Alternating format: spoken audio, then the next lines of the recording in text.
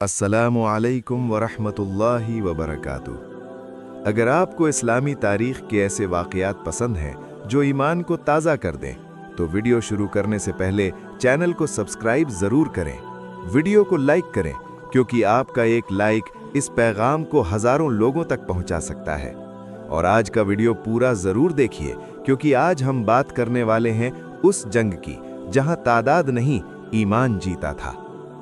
रमज़ान की 17 तारीख दूसरी हिजरी। रेगिस्तान का मैदान, एक तरफ 1000 का लश्कर पूरा असलह, गुरूर और ताकत के साथ, दूसरी तरफ सिर्फ 313 मुसलमान, कुछ के पास पूरी तलवार भी नहीं, लेकिन दिल अल्लाह पर यकीन से भरे हुए। ये है बैटल ऑफ बद्र। जंग से पहले का मंजर सोचिए। नबी करीम सल्लल्लाहु अलैहि वसल्लम रात भर सजदे में दुआ कर रहे हैं।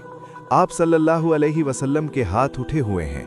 आप सल्लल्लाहु अलैहि वसल्लम रोकर अर्ज करते हैं, या अल्लाह, अगर ये छोटी सी जमात हलाक हो गई तो फिर जमीन पर तेरा नाम लेने वाला कोई ना होगा। ये सिर्फ लफ्ज नहीं थे, ये ईमान की इंतहा थी। और फिर अल्लाह का वादा नाजिल होता है। कुरान में अल्लाह ताला फरमाता है, जब तुम अपने रब से मदद मांग रहे थे तो उसने तुम्हारी दुआ कबूल की और 1000 फरिश्ते मदद के लिए भेजे। सोचिए, जमीन पर 313 और आसमान से फरिश्तों की मदद। फिर अल्लाह फरमाता है, और यकीनन अल्लाह ने तुम्हारी मदद बद्र में की जब तुम कमजोर थे। जंग शुरू होती है, तकब्बुर टूट जाता है और 313 1000 पर गालिब आ जाते हैं। ये जीत तलवार की नहीं थी, ये जीत दुआ की थी, ये जीत तवक्कुल की थी।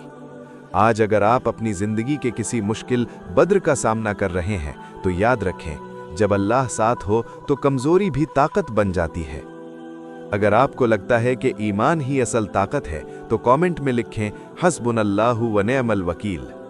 और अगर आप चाहते हैं कि हम और ऐसे रूह को हिला देने वाले वाकयात लाएं, तो अभी सब्सक्राइब करें, क्योंकि शायद आपका एक क्लिक किसी और का ईमान मजबूत कर दे। अल्लाह हमें भी बद्र जैसा यकीन अता फरमाए। आमीन।